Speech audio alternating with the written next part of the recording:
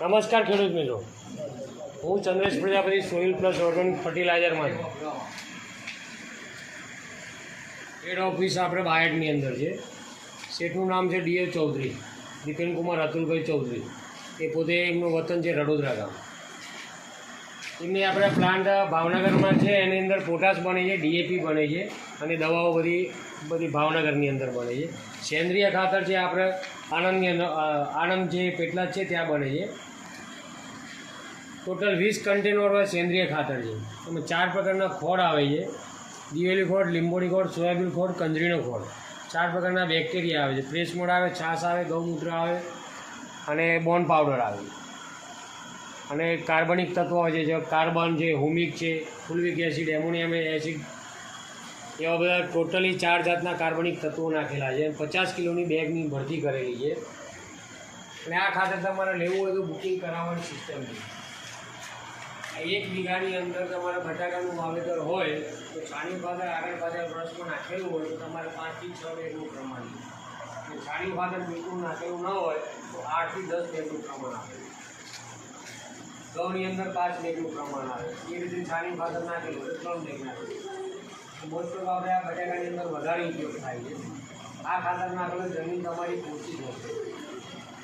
પોચી થાય એટલે જેમ હળસિયા જેમ નીચે જતા રહ્યા હોય, જેમ આપણે ગામની અંદર હોળી આપણે પ્રગટાવીએ તો બધા કેવા નજીક ઊભા હોય છે. જેમ જેમ એમ આગ મોટી થાય એમ બધા દૂર થશે.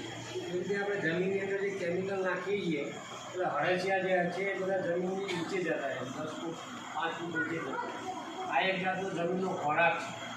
આપણે જે રાસાયણિક ખાતરની દવાઓ જે જમીન નાખીએ છીએ એ જમીન સહન કરીને તમને ઉત્પાદન આપીએ, પણ જમીનની એ ભૂખ તો લાગતી હોય. અંદર જે જીવાત હોય, બેક્ટેરિયા, એ શું ખાય? કેમિકલવાળી માટી તો ખાય નહીં. એટલે આ જમીનનો ખોરાક છે. આ જ વસ્તુ તમારે જમીનની અંદર નાખેલી, જમીન તમારી ફળદ્રુપ બને. કોઈ પણ તો વાવેતર કરો એટલે એના જમીન પોચી હોય એટલે એના મૂળ ઊંડા ઉતરે, લાંબા ઉતરે. એટલે છોડ તમારો તંદુરસ્ત અને તાજો રહે. ઉત્પાદનમાં તમારો 100%ની ગેરંટીવાળી વસ્તુ છે. 50 કિલોની બેગ આવે છે, બરાબર છે. તમારે વીઘાના 450 મણ થતા હોય બટાકા તો તમારે પ્લસમાં ગેરંટી થવાની આપણી ગેરંટી. માલ આપ્યા પછી એવું નથી કે અમે ભાઈ અહીંયા માલ ઉતારી ગયા પછી જતા રહ્યા. એ સિસ્ટમ નથી. અમારી વિઝિટ પણ રહેશે તમારા ખેતરની અંદર. હવે આપણું ખાતર નાખ્યું છે તો બટાકો કેવો છે એ ટાઈમે તમે એમ કહો ભાઈ અમારે આ છે, પેલાનું ખેતરમાં સારો છે, આપણો સારો છે, અમે દવા આપશું તમને. સેમ્પલ એક ફ્રીમાં આપશું. 2 પંપનું કે 1 પંપનું અમે ફ્રીમાં તમને દવા આપશું. એ તમે ડેમો મારશો, તમને સારું લાગો તો દવાની તમે ખરીદી કરજો. એટલે વિઝિટ અમારી પૂરી 3 વિઝિટ રહેશે. તમારા બટાકાનું ઉત્પાદન જ્યાં સુધી બહાર ન નીકળે બટાકું ત્યાં સુધી આપણે 3 વિઝિટ આવશે તમારા ગામની. તમારા બટાકાનું વાવેતર કરો એટલે તમારે જાણ કરી દે કે બટાકાનું વાવેતર થઈ ગયું, જમીનમાંથી બહાર નીકળી ગયા બટાકા, એટલે અમારી સર્વિસ ચાલુ થશે. અને 50 કિલોની બેગ છે. આજુબાજુ બાયડ તાલુકાની અંદર આપણે વધારે નથી કહેતું પણ 18,800 બેગનું બુકિંગ છે.